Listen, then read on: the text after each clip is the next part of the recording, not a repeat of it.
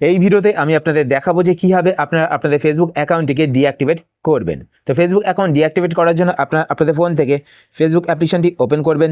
Facebook application open করার পর আপনারা আপনাদের ফেসবুক অ্যাকাউন্টটিকে লগ ইন করে নেবেন।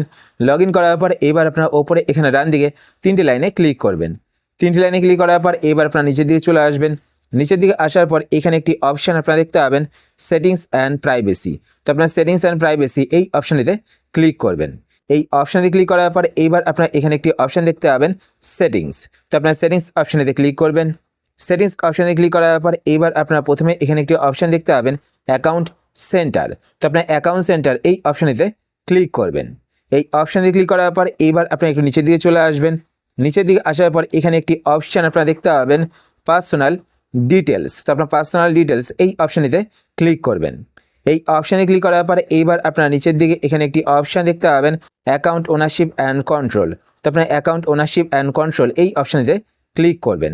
এই অপশানে ক্লিক করার পর এইবার আপনারা এখানে একটি অপশান দেখতে পাবেন, ডিঅ্যাক্টিভেশন অর ডিলিশন। তো আপনার ডিঅ্যাক্টিভেশন অর ডিলিশন এই অপশানেতে ক্লিক করবেন। এই অপশানে ক্লিক করার পর এইবার আপনারা এখান থেকে আপনাদের ফেসবুক অ্যাকাউন্টটিকে সিলেক্ট করবেন।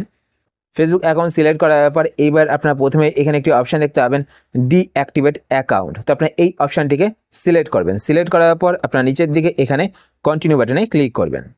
কন্টিনিউ বাটনে ক্লিক করার পর এবার যদি আপনাদের ফেসবুক পেজ থেকে থাকে, তো আমি আপনাদের একটা কথা বলে রাখি, আপনাদের ফেসবুক পেজটিও কিন্তু ডিঅ্যাক্টিভেট হয়ে যাবে যদি আপনাদের ফেসবুক অ্যাকাউন্টটিকে ডিঅ্যাক্টিভেট করেন। ঠিক আছে, তো আমরা দেখতে পাচ্ছেন এখানে একটি ফেসবুক পেজ রয়েছে তৈরি করা, সেই ফেসবুক পেজটি কিন্তু এখানে শো করছে আর বলা হচ্ছে যে এই ফেসবুক পেজটি আমার ডিঅ্যাক্টিভেট হয়ে যাবে। তো তারপর আপনারা এখানে কন্টিনিউ বাটনে ক্লিক করবেন। কন্টিনিউ বাটনে ক্লিক করার পর এবার আপনারা এখানে আপনাদের ফেসবুক অ্যাকাউন্টে পাসওয়ার্ডটি দিয়ে দেবেন। পাসওয়ার্ড দেওয়ার পর আবার আপনারা এখানে কন্টিনিউ বাটনে ক্লিক করবেন।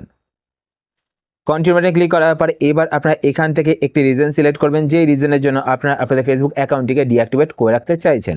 তো আমি ফার্স্ট রিজনটি এখান থেকে সিলেক্ট করে নিলাম। সিলেক্ট করার পর নিচের দিকে চলে আসবেন। নিচের দিকে আসার পর এখানে আবার আপনারা কন্টিনিউ বাটনে ক্লিক করবেন। কন্টিনিউ বাটনে ক্লিক করার পর এইবার আপনারা নিচের দিকে আসবেন। নিচের দিকে আসার পর এখানে দেখতে পাচ্ছেন automatically reactivate my account in. তো এখানে দেখতে পাচ্ছেন 7 ডেজ সিলেক্ট করা রয়েছে।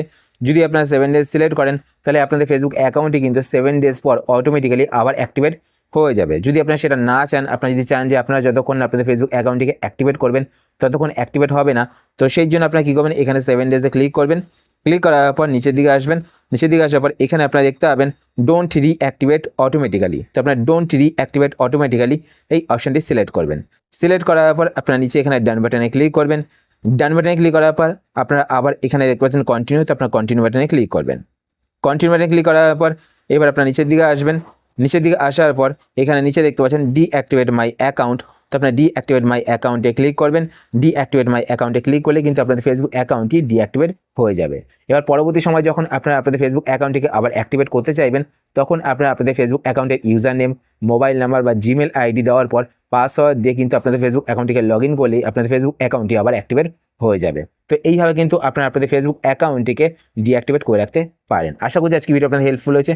যদি হেল্পফুল হয়ে থাকে তাহলে অবশ্যই লাইক করে দেবেন।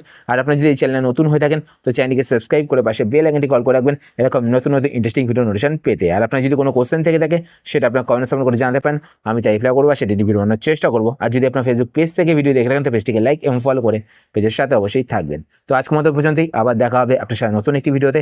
তো টাটা, সবাই ভালো থাকবেন।